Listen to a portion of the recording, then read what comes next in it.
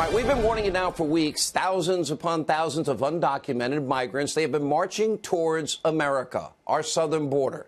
Now, the vast majority of these people, I have been saying, I believe, are coming here in search of a better life, more opportunity, the land of opportunity and freedom. But here's the problem. These individuals, they have not been vetted, no background checks, no criminal history checks, no proof of employment, no family ties to the U.S., no comprehension in some cases of what the laws of America are, no case for asylum. Many have no paperwork whatsoever, but they're demanding entry into the United States. And tonight, the first migrants have now reached our southern border, a group of around 80 migrants that split off from the much larger group. They claimed widespread harassment, mistreatment at the hands of their fellow migrants, and they were able to fast-track their journey north in vans to the United States.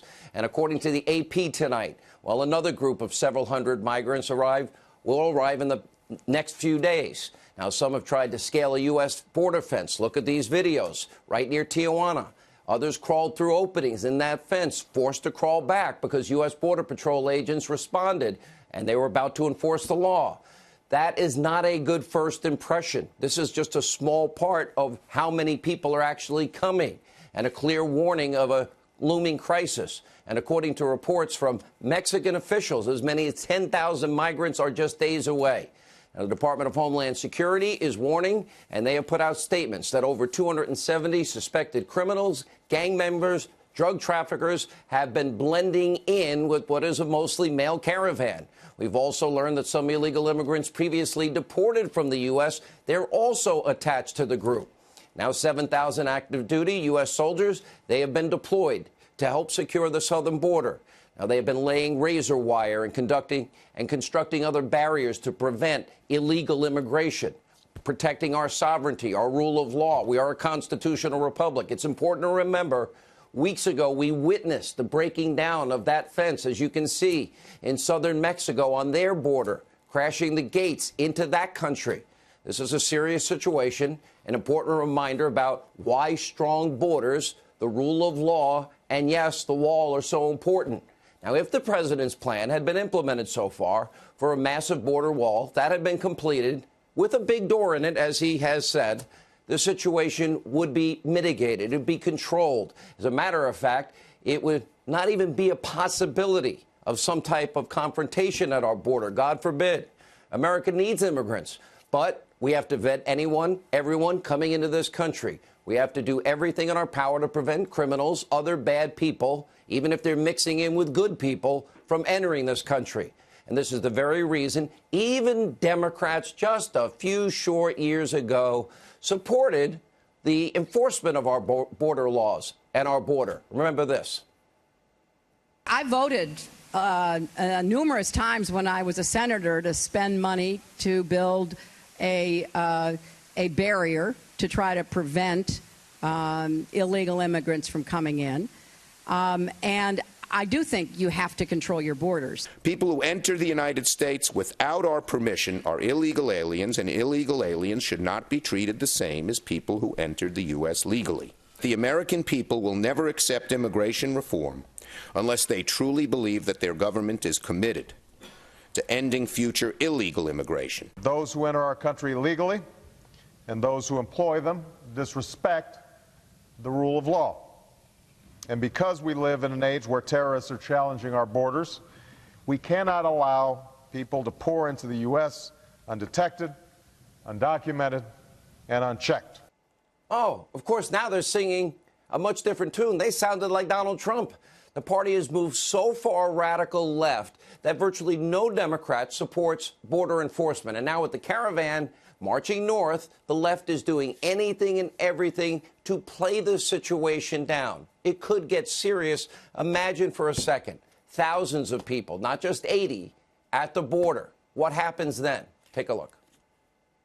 When we're sending 15,000 troops to the border for a political stunt, that's a warning sign. There is no doubt that what the president was considering great strategy to bring out his base, with, this stupid caravan conspiracy theory, which he hasn't talked about since Election Day. We see what he's doing with our troops at the border, essentially using them as props. It seems that we've gotten the all clear, the emergency is over, and the solution to the caravan invasion all along, it wasn't the troops, it wasn't walls, it was apparently just getting past the midterm elections. And I just remember when I would look up every single night, every single show, the caravan is coming and there's people are coming and they're going to take your jobs and they're going to be doing all this. And it's like, and now you don't hear anything. And those people, they bought it hook, line, and sinker. People bought it. Oh, my gosh, we should be putting a barbed wire. Don't you want to be ready? Some people did. Oh, my gosh. Some people. Now, unlike CNN, MSNBC, their cohorts in the Democratic Party, we are going to continue to track what is a very serious situation. And meanwhile, we're also following some horrific news out of California. Wildfires ripping through areas in both northern and southern California. Now, the statewide death toll is now up to 51. Thousands of buildings, homes, other structures destroyed, billions of dollars in damages, and an entire town was even burned to the ground. The devastation is shocking. Tonight, many are looking for answers, making a serious case. Could this fire have been prevented? Now, according to the Wall Street Journal editorial board tonight, federal, state environmental protections have left California's drought-impacted forests vulnerable to these fires. Now, there's nearly 130 million trees that are dead, that have died in the past 7 years alone. The government has been preventing them from being cleared. For example, quote, the Endangered Species Act, the National Environmental Policy Act have hampered tree clearing, controlled burns, timber sales on federal land. And the article goes on, quote, California also restricts timber harvesting and requires myriad permits and environmental impact statements to prune overgrown forests. And in California, quote, to burn leaves, tree limbs, landowners must obtain air quality permits. Now, these permits are extremely restrictive, can be difficult to produce, controlled maintenance in California's forests. We now, when we get these forests put out, when these fires are put out, this has to be a top priority. We cannot put people's lives in jeopardy. These fires cause far worse environmental damage than a controlled burn or timber excavation. And human lives are irreplaceable here. It shouldn't take another fire for laws to be adjusted.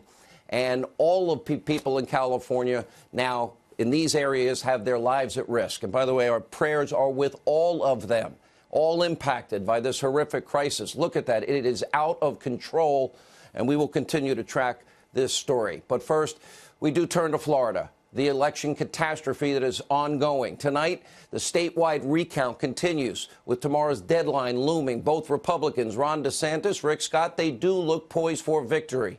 And tonight, there are still so many questions surrounding the sketchy actions of Broward County and its supervisor of elections, Brenda Snipes. Now, she somehow managed to magically find, oh, I found it, 75,000 purportedly uncounted ballots days and days after election night. By the way, all in violation of state law and the state constitution. And Snipes continued to report these ballots in the week following the election. And for days, she wouldn't tell anybody where these ballots were coming from. Now, tonight, we still have no idea what happened. And President Trump, he is calling for her to be fired. But as the recount rolls on, Snipes, well, did have time to go on CNN and defend herself. Take a look. You have been cited, Ms. Snipes, as a problem in this process, that you're not doing the job with transparency and you're not doing it with the efficiency that gives confidence in the overall process. How do you respond? Well, you know, those are opinions that people have put forward for their own various reasons. But I'd like to call to your attention that this midterm election, in addition to running very smoothly, was one of the most highly participated midterm elections probably that we've had in 20 years or more. There's a lot that goes on behind the scenes to make an election possible, to make it efficient, and to make it something that voters want to participate in. And obviously, we're doing that. All right, now, given a poor track record, as we have detailed every night on this program with deadlines, Maybe she needs to be doing her job, counting the votes instead of going on interviews. Now, tonight, Florida is not the only state facing some insane election drama. In the state of Georgia tonight, Democrats are refusing to concede that governor's race, and that's between Stacey Abrams and Republican Brian Kemp, despite no path to victory for Abrams. And by the way, they're not stopping there. Far left, Ohio Senator Sherrod Brown, he is ramping up election conspiracy theories, accusing Republicans of outright stealing the election. Kind of rich, considering all we've seen in Florida. Take a look.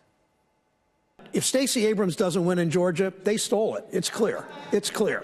And I say that publicly, it's clear. They can't win elections because there's way more of us than there are them. They can't win elections fairly. They win elections by redistricting and reapportionment, in voter suppression, in all the ways they try to scare people, particularly people of color, how they make it hard for people on college campuses, especially community college where there are more low-income people and more people of color.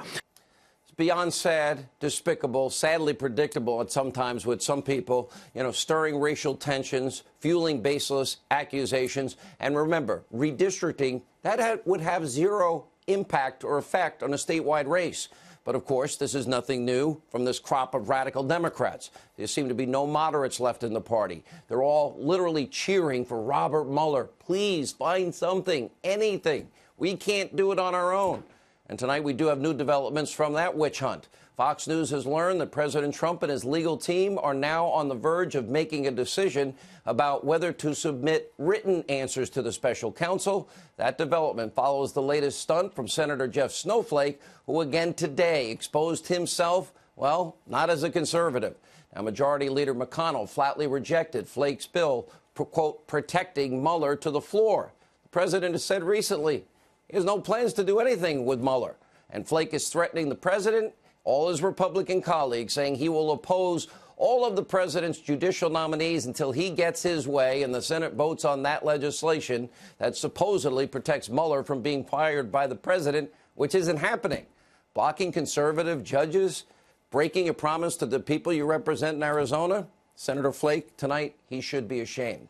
And also breaking today, the armchair constitutional scholars on left-wing, mainstream, so-called media networks and in the Democratic Party, they were all wrong. The acting attorney general, as we told you on this program, Matt Whitaker, he did receive the full backing of the Department of Justice. The DOJ today releasing a 20-page memo explaining exactly the things we told you, that Whitaker is unquestionably authorized to lead the department. And they cited the very law we had cited, a 1998 law that called the Federal Vacancies Reform Act and the Appointments Clause of the U.S. Constitution, adding that there have been, quote, countless similar presidential orders dating back over 200 years. And finally tonight, we're going to end with one very important topic, and it's called due process, the presumption of innocence. I have been saying all during the Kavanaugh hearings, a foundational principle in a fair and just society. It has served this country so well. A pillar, our constitutional republic. And by the way, if you remember during Kavanaugh's confirmation hearings, we defended this principle from baseless attacks and irresponsible accusations by individuals, some on the left, some for political gain. And, of course, we have that fame-seeking attorney, Michael Avenatti. He was one of those irresponsible actors. And he brought forth claims from a client who accused Kavanaugh of gang rape almost on a weekend basis and drugging young teenage girls and boys lining up in the halls and one by one, quote, waiting their turn to rape these young women. There was no evidence. That story eventually changed. Avenatti demanded that his client and all others, have made accusations that they should all be believed. You might remember this. If the president was smart, if he wasn't so arrogant, he would see the writing on the wall and he would pull this nomination immediately. If you make accusation or allegation the bar of whether or not you stay or go, Michael, what does that set up for the future? I mean, that's a very good point, Chris, but I think we're beyond that from what I understand relating to the lie detector test being passed, which, of course, is not admissible in a court of law. We're not talking about a mere accusation or allegation. And here's another important point. This isn't going to be adjudicated in 1 day or even 2 days. Now, we learned tonight that Michael Avenatti has been arrested. He was taken into custody by the LAPD. He has been charged with serious charge, and that would be felony domestic violence. He is denying these allegations. He is proclaiming his innocence, and I will be consistent on the issues of due process and the presumption of innocence. But one can only wonder if now maybe Michael Avenatti would apply the same standard to himself that he applied to Justice Kavanaugh. Or maybe tonight he would prefer that the country give him due process and the presumption of innocence. Or will you lock yourself up and just throw away the key? I believe he deserves presumption of innocence, due process. Let the legal system do their job, and hope and pray that the right justice and answer comes through.